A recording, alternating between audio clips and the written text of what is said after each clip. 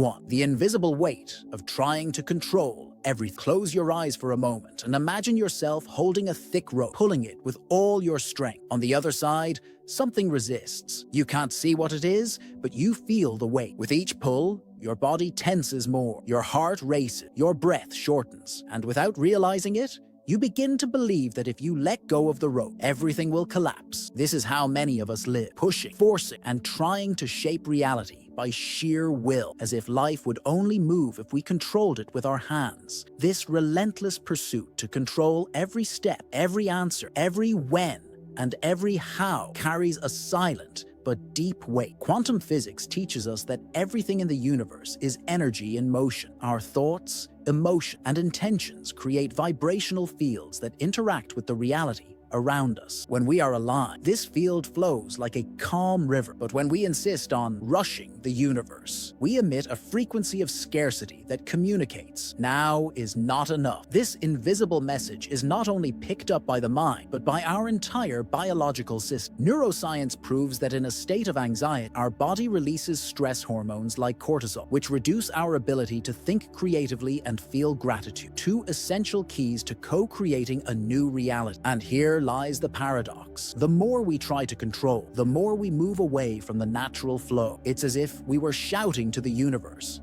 but speaking a language it doesn't understand. Perhaps you recognize yourself in this cycle, waking up already thinking about what's missing, obsessively checking for signs, repeating mentally that it will happen, but with a racing heart and a tense stomach. It's an effort that wears down the soul. Bruce Lipton, a cellular biologist, states that our body responds to the environment we believe we inhabit. If we believe we are in danger, our system goes into defense, and in defense mode, we don't create, we only survive. When we vibrate in urgency, even if we do visualizations, affirmations, or meditation, our real message to the quantum field is, it's not here yet, I don't have. Ask yourself, how many times have you felt that if you didn't act now, everything would be lost? How many times did you believe your value was in what you can produce, and not in who you simply are? And what if, instead of holding that rope so tightly, you just put it down and watch? Letting go of control is not giving up. It is understanding that there is a greater intelligence,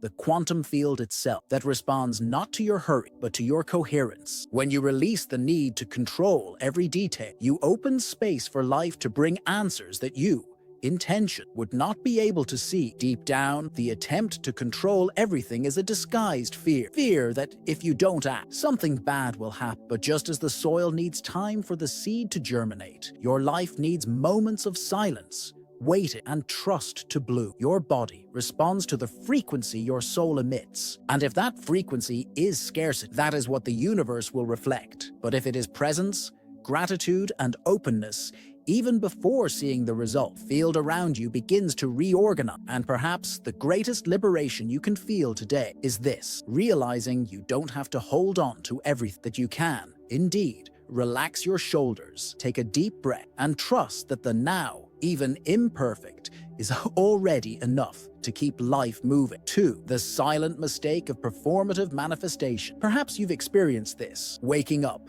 repeating positive affirmations in front of the mirror, visualizing your ideal life, lighting incense or candle, following detailed ritual, and yet still feeling an emptiness in your chest. From the outside, it seems like you are doing everything right, but inside, there's an almost imperceptible tension, as if something is always missing. This is the silent mistake of performative manifestation. The belief that if we follow every step in perfect order, the universe will be forced to respond. It's as if we turn manifestation into a mechanical choreography where each movement is executed, but without the genuine inner state that sustains creation. Quantum physics, studied by scientists like Greg Braden and Joe Dispenza, shows us that it's not the quantity of spiritual actions that defines the result, but the coherence between what we think and what we feel. We may repeat 1,000 times that we are abundant, but if deep down we feel fear and doubt, the real vibration we emit is that of scarcity, and the quantum field, like a perfect mirror, reflects what we truly vibrate, not just what we declare with words. This internal disconnect creates unstable or null results. It's like trying to tune a radio station. If the frequency isn't precise, the sound will be distorted no matter how much you turn up the volume. Neville Goddard called this the inconsistency of imagination. He said that it's not enough to imagine. We must assume the state of already having, of already being, and this state is not built with tension, but with surrender. The curious thing is that often this performative manifestation comes from a good intention, the genuine desire to change life. But when this desire comes accompanied by anxiety about the outcome, it becomes a way of watching the clock. It's like planting a seed and digging the soil every day to check if it has sprouted. Spiritual neuroscience explains that when we remain in this state of constant anxious expectation, we activate the amygdala, responsible for the fear response. This keeps the body on alert and blocks access to more creative and receptive mental states, exactly those that favor manifestation. So maybe the question isn't, am I doing the rituals right? But rather, what do I really feel while doing them? If the answer is tension, pressure, or haste, then it's not the ritual that needs to change. It's the energy behind it. Manifestation is not a performance to impress the universe. It's a silent dance between your consciousness and the field of infinite possibility. It's less about doing a lot and more about being coherent. Remember, the universe doesn't negotiate with words, but with vibration, and your vibration is determined by the alignment between mind, heart, and body. If, at the end of a practice, you feel genuine relief, a silent lightness, it's a sign you have touched the right state. This state does not shout, it does not plead, it simply is. And the moment you enter it, even without realizing, the field around you begins to reorganize to reflect this new reality. 3. Why silence can create more than excessive effort. Close your eyes for a moment and imagine being in a room full of people all talking at once. Each voice competes for space.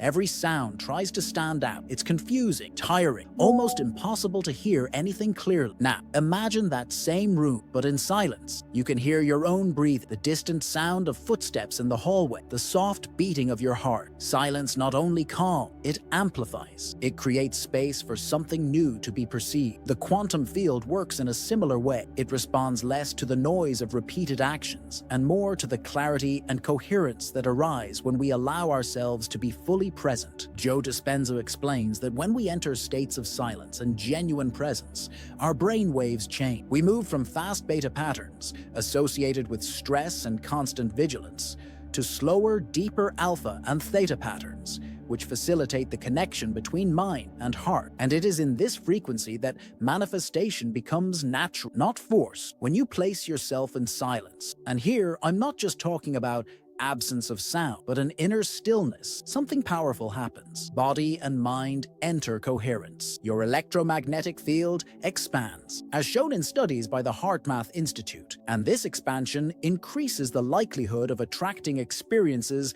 aligned with what you desire. This happens because silence dissolves urgency, and without urgency, you stop vibrating the message, "I don't have it yet," and begin to vibrate, "I already am." The great illusion is believing that more effort means more results. In truth, when we try to force reality, we come into conflict with the natural flow. It's like trying to push a boat against the current. It may move, but with enormous energy spent and little progress. Silence, on the other, is like releasing the sails and allowing the right wind to guide you. Greg Braden calls this feeling prayer, an internal state so aligned with the desired outcome that there is no need to ask, because you already feel there. And this state is sustained by presence, not by exhausting repetition. This doesn't mean abandoning spiritual practices, but transforming them into portals to silence, not into control mechanisms. A meditation, for example, can be just another task on your schedule, or it can be the moment when you truly dissolve into the present moment, feeling life as it is now. And here is a truth that can change your relationship with the process. Silence is not empty. It is full of codes, answers, and invisible movements. If you can remain in it long enough, you will notice reality beginning to adjust on its own without you needing to push it, because deep down, it was never about making it happen. It was always about allowing it to happen. 4. Practical technique to release urgency and reconnect your frequency. Now that you understand that excessive control and forced effort push manifestation away, I want to guide you through a simple yet deeply transformative practice. It has 3 steps and can be done anywhere, as long as you are willing to enter, even if just for a few minutes, your own inner silence. Step 1. Coherent breathing. Sit comfortably. Close your eyes softly and bring your attention to the point between your eyebrows. Inhale through your nose, counting to 5. Hold your breath for a brief moment. Exhale, also counting to 5. Repeat this breathing cycle for at least 5 minutes,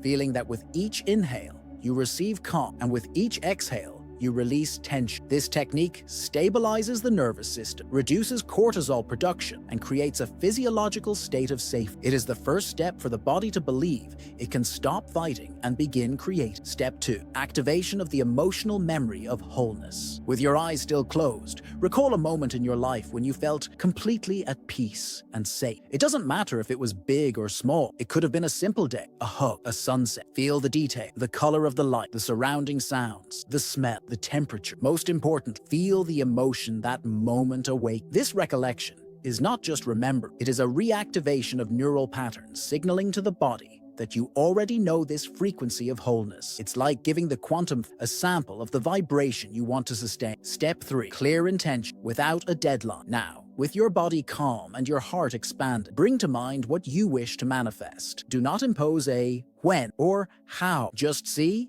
feel, and be there as if it were already real. Mentally repeat, I am already ready to receive.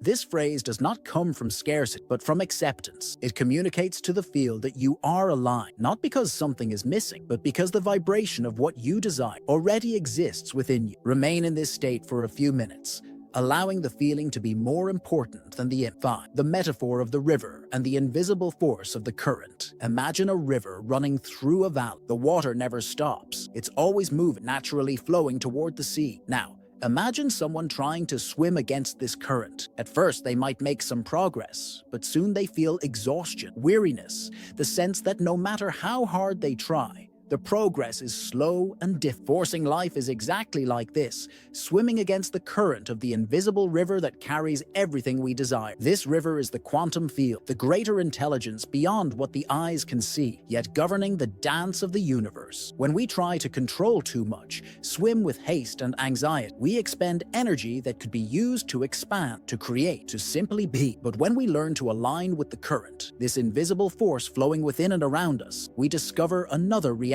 Effort lessens, resistance dissolves, and movement happens naturally, smooth, and powerful. Greg Braden says this connection happens when the heart and brain are coherent, emitting a harmonious frequency. This state creates a kind of energy superconductivity between you and the universe, where possibilities open without barrier. The metaphor of the river teaches us that we don't need to force progress, but we need to trust the direction. It's an invitation for you to release the rope you're holding so tightly, to allow yourself to be carried by the current that knows the way. Perhaps life is telling you that now is not the time to push, but to flow, that your value lies not in the speed of your progress, but in the depth of your alignment. You are not lost, you are in the process of rebirth, and this invisible current, which many ignore, is ready to carry you toward the fulfillment your heart already knows. You already possess within you the code to access your ideal self. Are you ready to decode it?